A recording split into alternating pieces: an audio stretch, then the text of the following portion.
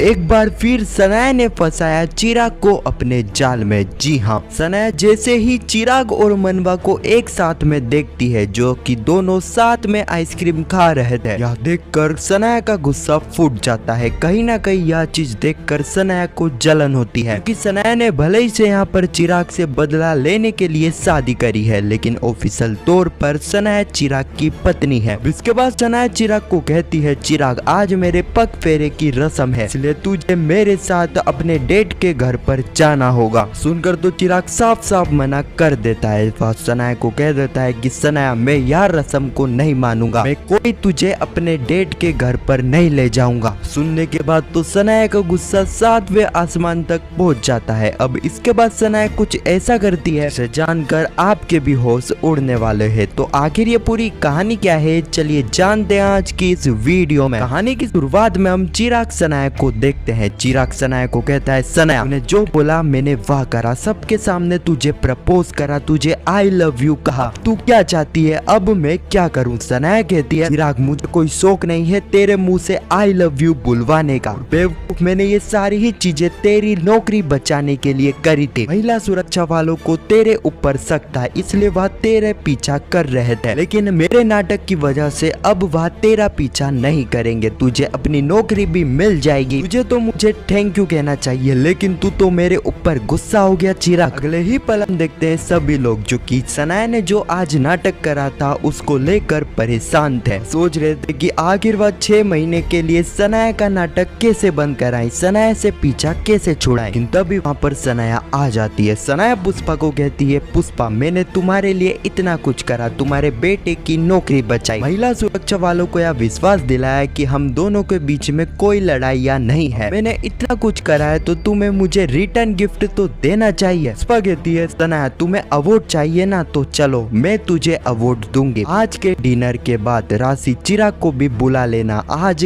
Dinner के बाद मैं सनाया को अवार्ड दूंगी। इस वक्त तक यहाँ पर किसी को समझ में नहीं आता है कि आखिर यहाँ पर पुष्पा क्या कह रही है, आखिर वह ऐसा सनाया को क्या अवार्ड देने वाली है। अगले ही पल हम कादम्बरी के वकील को देखते हैं जो कि कादम्बरी के पास आता है और कहता है, कादम्बरी जी मैंने पूरी कोशिश करी लेकिन दिलीप पटेल मेरे जाल में नहीं फंसा। ऐसा लग रहा था कि वह पूरी तैयारी से आया था कि वह पुष्पा को धोखा नहीं देगा। कादम्बरी कहती है, वकील साहब थोड़ा सब्र रखो, दिलीप खुद तुम्हारे पास आएगा और वह अपने जाल में फंसेगा। दिलीप इस वक्त तक ऐसी मुसीबत में है जिसे उसे वापिस से अपना धंधा स्टार्ट करना है, लेकिन उसके लिए उसे काफी सारे पैसे चाहिए। हम तो उसका गारंटी लेने के लिए तैयार है, लेकिन पुष्पा कभी भी ऐसी हालत में, जिस हालत में मैंने पुष्पा को छोड़ा है, मुसीबत का पहाड़ पुष्पा के ऊपर इस वक्त तक फूटा हुआ है। इस हालत में तो पुष्पा दिलीप की गारंटी नहीं लेगी। वकील साहब थोड़ा सब्र रखो, खुद आगे रहकर दिलीप ही हमारे पास आने वाला है। अगले ही पल हम दिलीप को देखते हैं जो कि पुष्पा के पास जाता है और उसे कहता है, पुष्पा मुझे तेरी एक मदद चाहिए, मुझे एक बिजनेस स्टार्ट करना है जिसमें मुझे लोन चाहिए, तो क्या मुझे उस लोन में तू क्या मेरी गारंटी ले लेगी? पुष्पा कहती है, दिलीप तू बिजनेस स्टार्ट करना चाहता है, फिर से अपने पैरों पर खड़ा होना चाहता है, यह अच्छी बात है, मुझे तेरे पर शक नहीं है, मुझे तेरे पर पूरा विश्वास है, लेकिन दिलीप अगर तू थोड़े दिन बाद लोन लेगा तो मैं तेरी गारंटी लेने के लिए तैयार हूँ, मैं तुझे मना नहीं कर रही। दिलीप यार तू भी जानता है कि इस वक्त तक हमारे परिवार में क्या चल रहा है, कितना कुछ हम झेल रहे हैं, इतना कुछ चल रहा है, तो ऐसी सिचुएशन में मैं गारंटी तो नहीं ले पाऊंगी। इसलिए नहीं कि मुझे तेरे पर भरोसा नहीं है, मुझे तेरे पर पूरा भरोसा है, लेकिन दिलीप अगर ऐसी सिचुएशन में जरा सी भी भूल हो जाती है तो मैं यह सब नहीं झेल पाऊंगी। इसलिए दिलीप अगर तू थोड़े दिन बाद यह लोन लेगा तो मैं तेरी गारंटी ले लूंगी। दिलीप कहता है, पुष्पा ये तो कब तक चलेगा, 6 महीने, उसके बाद भी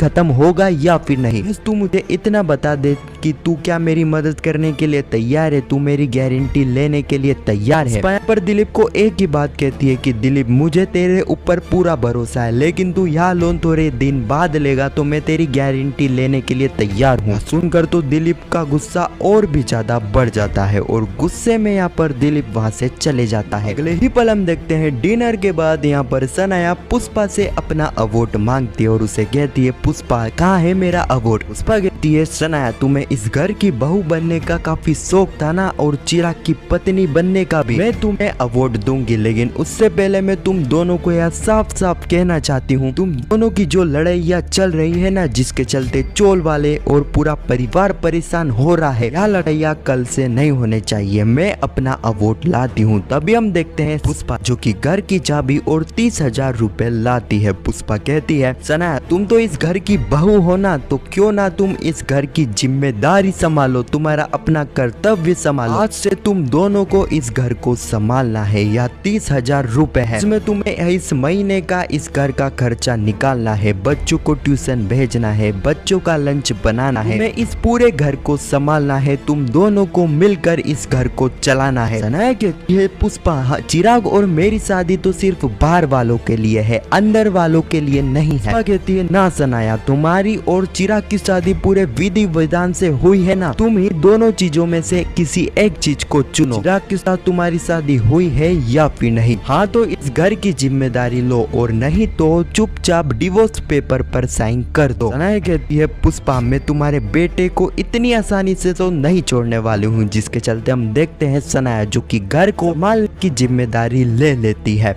अभी हम देखते हैं पुष्पा जो कि चिराग सनाया को कहती है कि मुझे तुम दोनों से पर्सनल बात करनी है। इसके बाद हम देखते हैं पुष्पा इन दोनों को एक कमरे में भेजती है। अब यह दोनों जैसे ही उस कमरे में जाते हैं तो पुष्पा बड़ी चालाकी से बाहर से कमरे का गेट लगा लेती है। देखकर तो सनाया और चिराग के होश उड़ जाते हैं, ये दोनों अंदर से चिल्लाते हैं, पुष्पा को कहते हैं कि माँ तू क्या कर रही है, मुझे इसके साथ बंद क्यों कर रही है, इसका चेहरा तो मैं देखना भी पसंद नहीं करता। पुष्पा कहती है तुम दोनों को एक दूसरे से शादी करने का काफी शौक था ना, दोनों को अंदर रहकर यह फैसला लेना होगा कि 6 महीने के लिए तुम साथ रहोगे, अगर साथ रहना है तो तुम दोनों को लड़ाई या नहीं करनी पड़ेगी, तुम दोनों की वजह से घर वालों को कोई परेशानी नहीं होनी चाहिए। वक्त तक यहाँ पर किसी को कुछ समझ में नहीं आ रहा था, तभी हम देखते हैं कि पुष्पा यहाँ पर कमरे की लाइट भी बंद कर देती है। अब यह देखकर तो चिराग और सनाया के और भी ज्यादा होश उड़ जाते हैं, दोनों एक दूसरे की शक्ल देखना भी पसंद नहीं करते हैं और यहाँ पर पुष्पा ने दोनों को कमरे में बंद कर दिया था। यहाँ पर हम देखते हैं कि सनाया और चिराग जो कि कमरे को 2 हिस्से में बांट लेते हैं, एक हिस्से में सनाया नहीं जा सकती और एक हिस्से में चिराग। इसी सीन के साथ यह एपिसोड भी यहीं पर समाप्त हो जाता है। अब आने वाली कहानी में हम देखने वाले हैं सनाया जो कि यहाँ पर चिराग और मनवा को साथ में देख लेगी आइसक्रीम खाते। अब यह देखकर कहीं ना कहीं यहाँ पर सनाया को जलन होगी। अब इसके बाद हम देखेंगे सनाया जो कि यहाँ पर चिराग को कहेगी चिराग आज मेरी पग फेरे की रस्म है, इसलिए तुम्हें मुझे अपने डेट के घर पर ले जाना होगा। चिराग यहाँ पर साफ साफ सनाया को मना कर देता है, वह कहता है कि मैं यहाँ नहीं करूंगा सनाया। लेकिन जैसा कि हमें पता है कि यहाँ पर सनाया एक जीत पर अड़ जाती है तो वह चीज सनाया करके रहती है। तो यही कुछ कहानी है जो कि आने वाले एपिसोड में हमें देखने को मिलेगी। खैर आपको यह वीडियो कैसी लगी कमेंट में जरूर बताना और पुष्पा इम्पॉसिबल के आने वाले एपिसोड की ऐसी वीडियो के लिए चैनल को सब्सक्राइब अवश्य करना। जब तक के लिए धन्यवाद।